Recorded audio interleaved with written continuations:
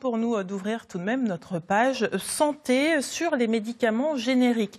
Même si de nombreux Français les utilisent, on se pose encore beaucoup de questions, trop, pour le ministère de la Santé, qui a lancé fin septembre une grande campagne d'information. L'occasion de faire le point, bien sûr, avec Anne Berger.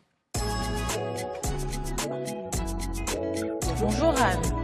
Vous annoncez le printemps avec vos beaux papillons. Merci. Et pourtant, il commence à faire froid.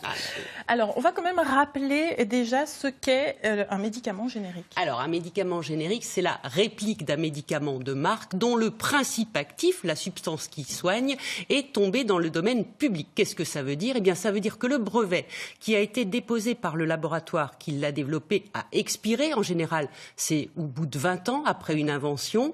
Donc, il n'y a plus d'exclusivité. Ce médicament va pouvoir être copié, reproduit par d'autres laboratoires. Et ces copies de médicaments, il y en a beaucoup ? Ah oui, il y en a plus de 5000 aujourd'hui sur 11 000 médicaments d'origine. Vous imaginez, ça fait à peu près la moitié. Ils font vraiment partie de notre quotidien. Le taux d'utilisation en moyenne en France est de 83%. Alors, le taux d'utilisation, ça veut dire quoi ? Alors, ça veut dire tout simplement que dans 8 cas sur 10, quand un médicament est prescrit, le patient est soigné par un générique, soit parce que le médecin l'a indiqué directement sur l'ordonnance, soit, et c'est très souvent, parce que le pharmacien va faire ce qu'on appelle la substitution, vous demander si il peut vous donner le générique à la place de l'original.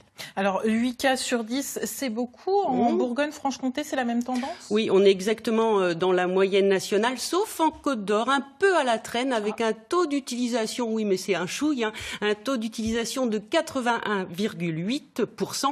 On regarde le reportage justement qui a été réalisé fin septembre au moment du lancement de la campagne d'information. D'un côté, il y a les princeps, ces médicaments de marque exposés sur les étagères. De l'autre, les génériques, qui constituent entre 25 et 30% du stock des pharmacies. Et contrairement aux idées reçues, ces deux styles de médicaments se valent. La Côte d'Or est actuellement l'un des plus mauvais consommateurs de génériques en France.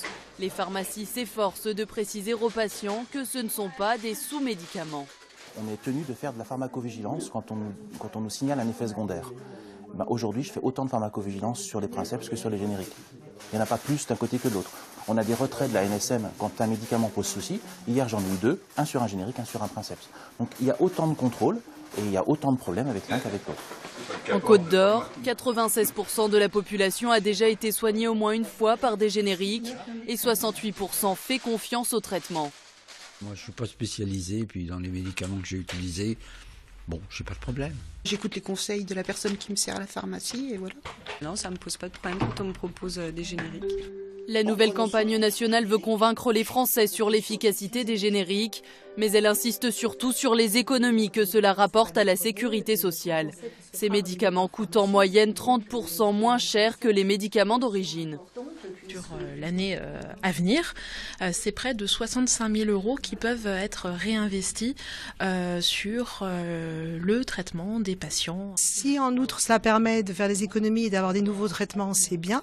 Parce que dans ce domaine, en France, on a quand même quelques retards dans l'obtention sur le marché de nouvelles molécules. Donc tout ce qui permet d'obtenir le maximum de médicaments pour les patients, pour leur bien, c'est la meilleure des choses. Sans connaître la véritable cause de ce manque d'intérêt pour les génériques en Côte d'Or, la tendance peut désormais s'inverser si les professionnels de santé continuent de relayer ce message auprès des patients. Voilà, on a bien entendu le message aux professionnels de santé, les médecins en particulier. Pourquoi ?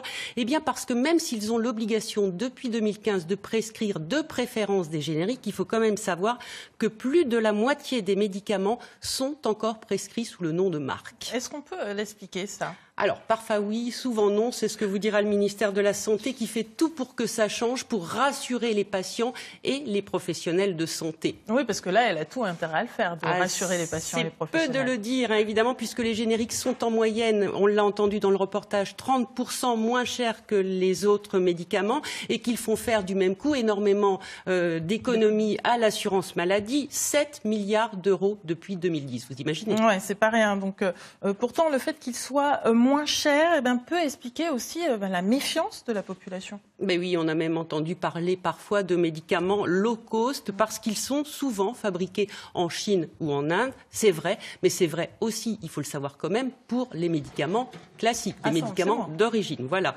Je ne sais pas si c'est rassurant. En tout cas, c'est important de signaler et de dire que ces médicaments génériques sont contrôlés exactement de la même façon que des médicaments d'origine. La campagne, en tout cas, du ministère de la Santé insiste beaucoup là-dessus.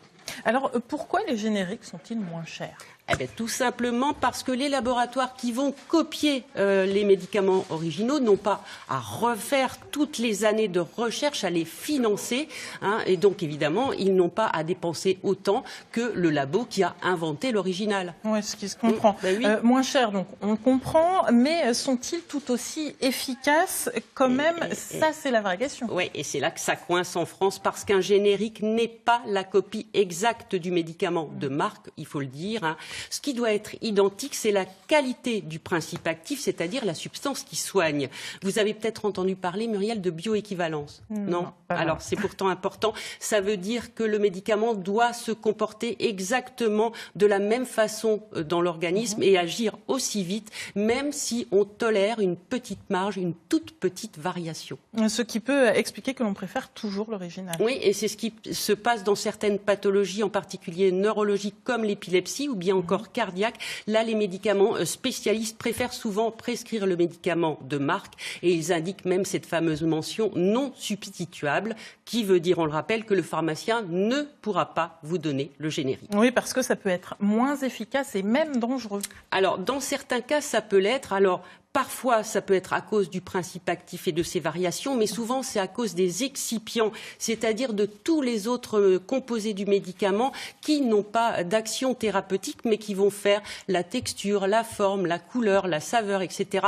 Ces excipients, ils peuvent être très, très différents de ceux qu'on utilise dans les originaux, et ces différences de composition, elles peuvent être à l'origine de réactions allergiques. Donc là, la mention non substituable est totalement justifiée, bien sûr. Donc ça veut dire que dans tous les cas, la substitution devrait être la règle. C'est ce que voudrait l'assurance maladie. Il faut dire qu'on est sérieusement à la traîne par rapport à nos voisins, en particulier l'Angleterre. Mais on va voir si cette nouvelle campagne d'information fait qu'en France, les génériques sont plus automatiques. On verra. On se retrouvera l'année prochaine pour en parler. Pour faire le bilan, exactement. Merci Anne.